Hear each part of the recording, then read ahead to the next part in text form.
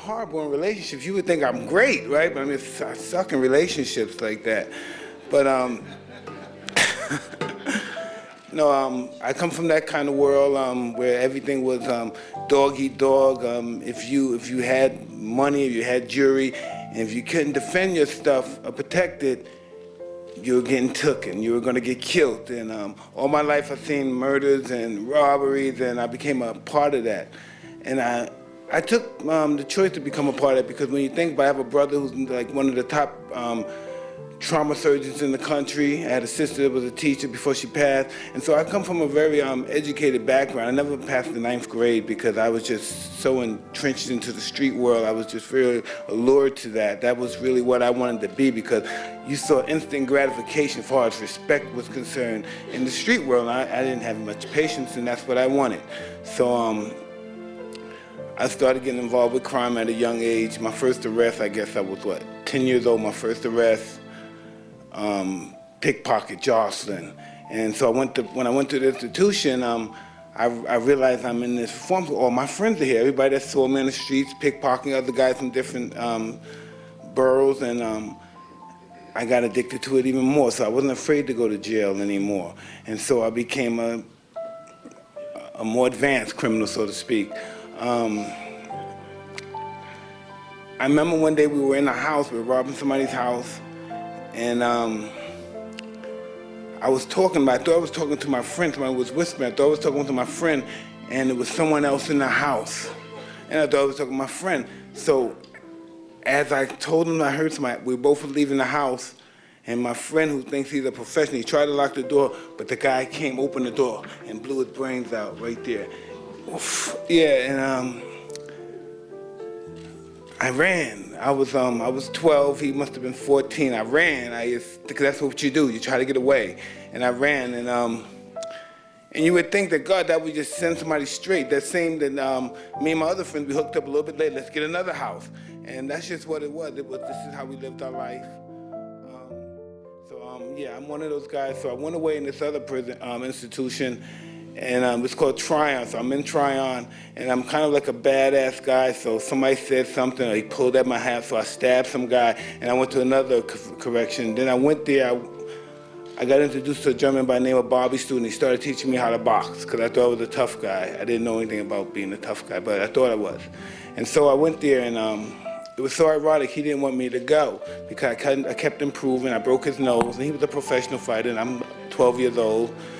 And so I had this miraculous, this was just such an opportunity. I started listening to this Italian guy, and he teaches me to fight, and I'm 14 years old. I win this national championship, then I win this junior national championship. I'm breaking record, I knock a guy out in 8 seconds. How did that happen? And he still told me I was imperfect, I was wrong, I was flawed.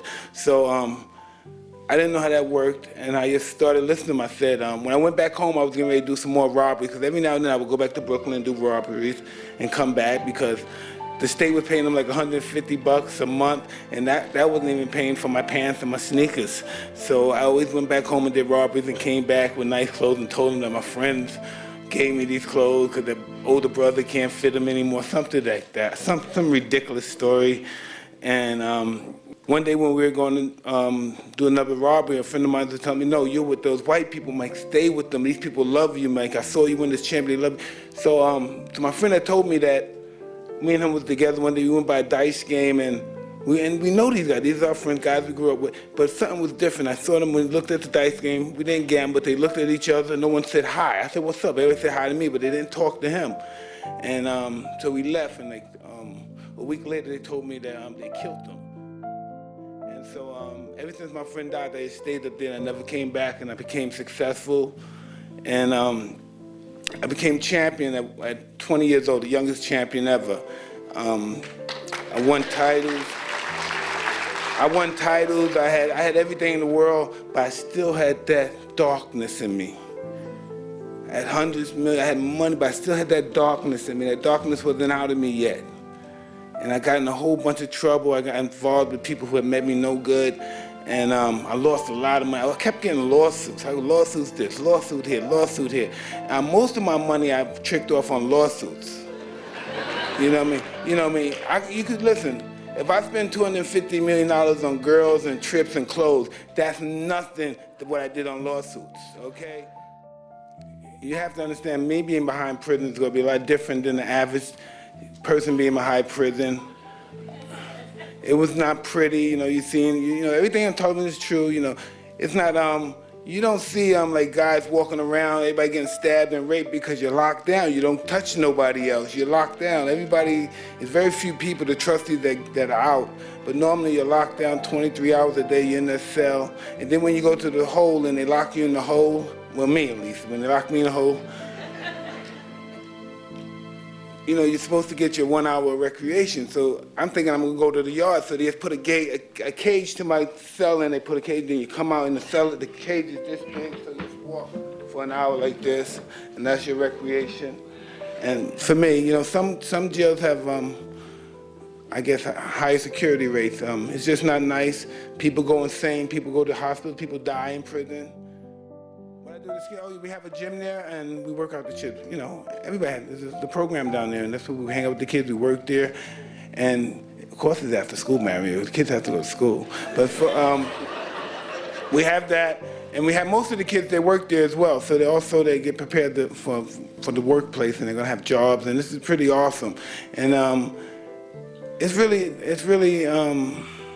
sad that we live in the richest and most powerful country in the world, and we have people starving out here, and they have no other choice but to commit crimes, else they're going to starve to death or have no dignity, and their wife might leave them out of shame, or the kids might not have respect for them. And I don't know, we can have a gang of these symposiums right here, but we need some action, and work has to be done. All right, say something, Mayor. Say something, Governor. And so I started going through this process of I'm carbon clean. So I get clean for a year. I get clean for 5 years, but then I relapse. And the reason why I relapsed is because I didn't have a spiritual awakening. I just wasn't using drugs. I wasn't sober. I just wasn't using drugs and liquor. I just wasn't using. I was miserable, right? So eventually I received that spiritual awakening. I'm not perfect yet, but I'm just trying to get this stuff on track. And I'm sober. By being sober, I'm able to show up for my children. They're able to go to the best schools in the country. I got a daughter that graduated from first George Washington, that's in D.C. Then she went to Georgetown. Now she's in Drexel. That's Philadelphia somewhere, right?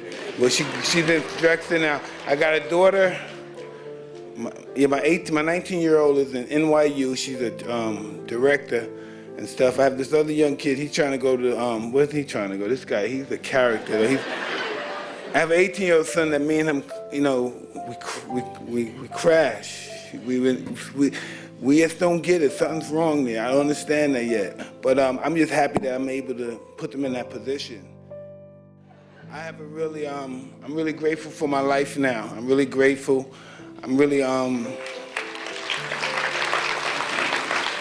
just by the grace of Allah, I just was able to just do this because I chose I was going to be different. I wasn't going to live that life anymore, and I was going to be the person I wanted to be. And everything I was doing in my past life, I was champ, I had money, that prevented me from being the man that I wanted to be. And I could pretty much say I'm on the course of being the person I want to be. I have dignity, I have self-respect, and anybody can just look at me and see what I'm doing.